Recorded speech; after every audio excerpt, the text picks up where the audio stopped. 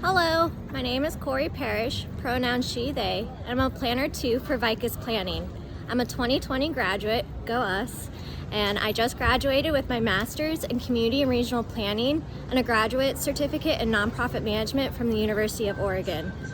At VICUS Planning, we are a women-led and minority-owned and operated planning and design firm, and we focus on community engagement in diverse communities, and we focus on sustainable design on a variety of transportation projects.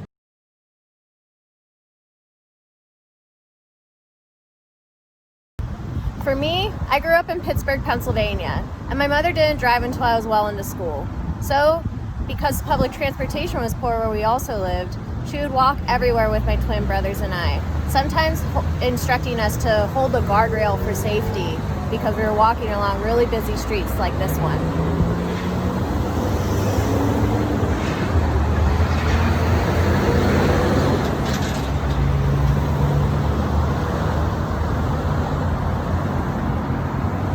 Now, besides the obvious dangers of speeding cars and really loud noise like that truck, there were other dangers as well. For instance, my mom was robbed one night walking home from the restaurant she worked. And while we can't control all the situations such as the one as my mother experienced, we as planners can develop our transportation systems to be a lot safer and easier to navigate for women and families.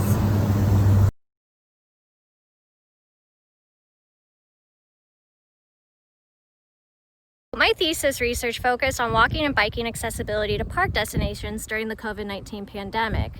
And since the start of this pandemic, transit agencies have been hit hard. Ridership is down anywhere between 45 to 95% in some cities. Here in Eugene, ridership has fallen by 70%, and we completely cut service on Sundays at the height of the pandemic, which has obvious implications for those who are transit dependent and still need to get to work on a Sunday. On the other hand, though, the Rails to Trails Conservancy, a national outdoor recreation nonprofit here in the U.S., has seen a 193% increase in trail usage since the start of the pandemic. TrailLink, their wayfinding app to help find trails, has seen an 89% increase in usage, and that includes a 13% increase in women using the app. And that's important to note because women are disproportionately represented in low-wage but essential working jobs.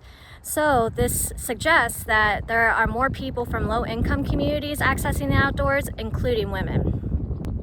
However, one thing that my research didn't take into consideration is the usability of parks, especially during the COVID-19 pandemic.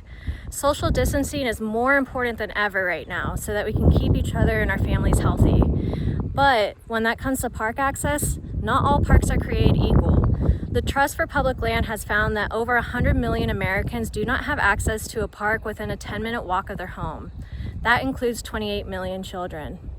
And when we look at the different amenities that our parks have, there are different reasons for why people go to the outdoors. Right now, I'm located in the West Eugene wetlands, which is the majority of the parkland in West Eugene, which is also where the majority of the low-income neighborhoods are. And as you can see, there's really not much to do past walking on this path, although it is a nice path.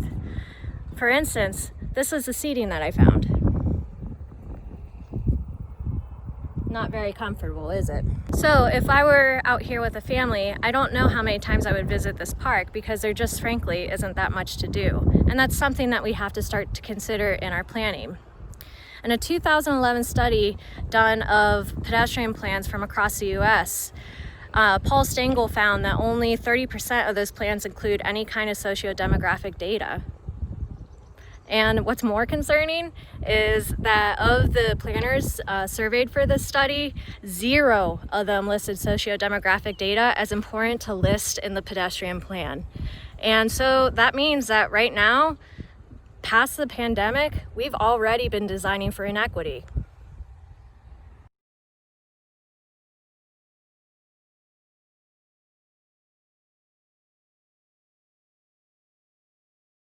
I think one of the most important things that we can be doing right now is each of us taking the time to learn about the land that we're living on and its history and listening to people's lived experiences.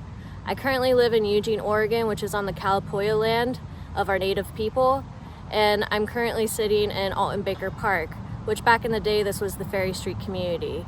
And although this area flooded yearly and was not the most pleasant to live in due to the river conditions of the Willamette right behind me. The Ferry Street community was forced to live here as a predominantly Black community because Black people were not allowed to live within the city of Eugene.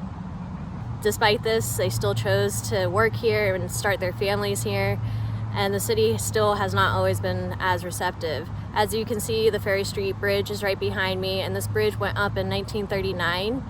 And as a result, the city of Eugene removed the Ferry Street community from these banks and split families up to go live in different areas around West Eugene, which was even worse land because most of it is wetland.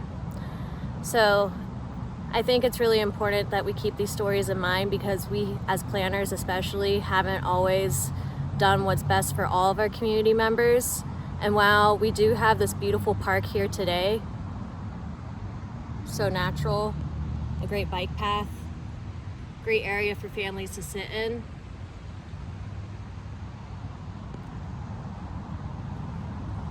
It's important to keep in mind that this was once someone's home too.